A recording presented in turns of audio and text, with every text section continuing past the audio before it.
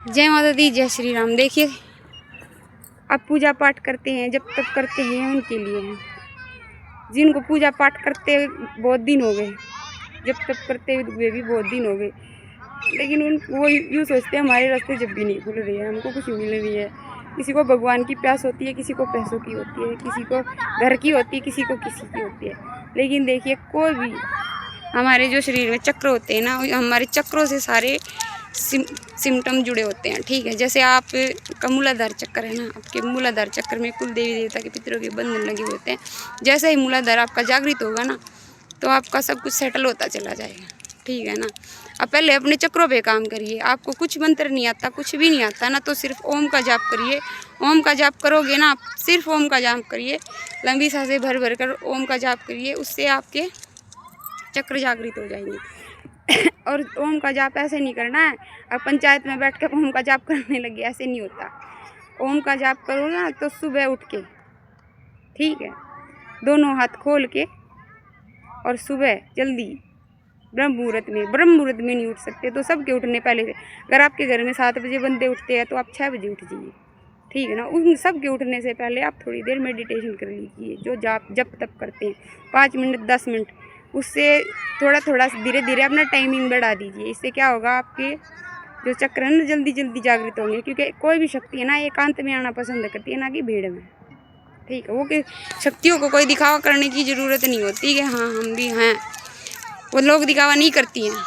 और जब उनका टाइम आता है ना किसी के शरीर पे खेलने का, तो किसी के रोके रुकती भी नहीं है। अगर कि कोई शक्ति किसी के शरीर पे आना चाहती है ना, तो किसी के बाप में दम नहीं है, वो रोक दे उसको। ठीक है, लेकिन आप थोड़ा सा अपनी आदतों को, रहन सहन को और माहौल को बदलिए। अपने घर को साफ़ सुथरा रखना सीखिए। अपने बच्चों को भी अच्छी आदत सिखलाइए, जिससे आपका वातावरण, पहली बात तो जैसे जैसे आप अच्छे कर्म करने सीखोगे ना, तो आपके बच्चों के ऊपर भी उसका पूरा इफेक्ट पड़ेगा। आपके बच्चे भी खुद से खुद अच्छे अच्छे काम करने लगेंगे, अच्छे अच्छे पढ़ाई लिखाई में उनका भी ध्यान। जैसे आपका घर का वातावरण बदलेगा ना, आप वैसे ही आपका भी सब कुछ बदल जाएगा। आप खुद ही दारू में नहा के बैठे हो और बच्चों से यूँ ज़बरदस्ती करते हो, पढ़ाई कर लो।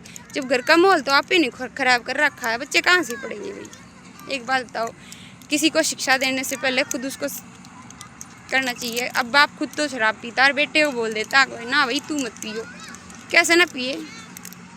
वो यूँ सोचता है बाप की उम्र निकल गई पीने में, हमारी भी निकल जाएगी। तो ऐसा नहीं होता भाई, पहले खुद करो। अगर आप चाहते हो आपका बच्चों का भविष्य अच्छा हो, तो अच्छी आदतें पहले शरीर में खुद डालिए, फिर दूसरों से उम्मीद रखिए कि दूसरा भी अच्छी आदतें सीखेगा।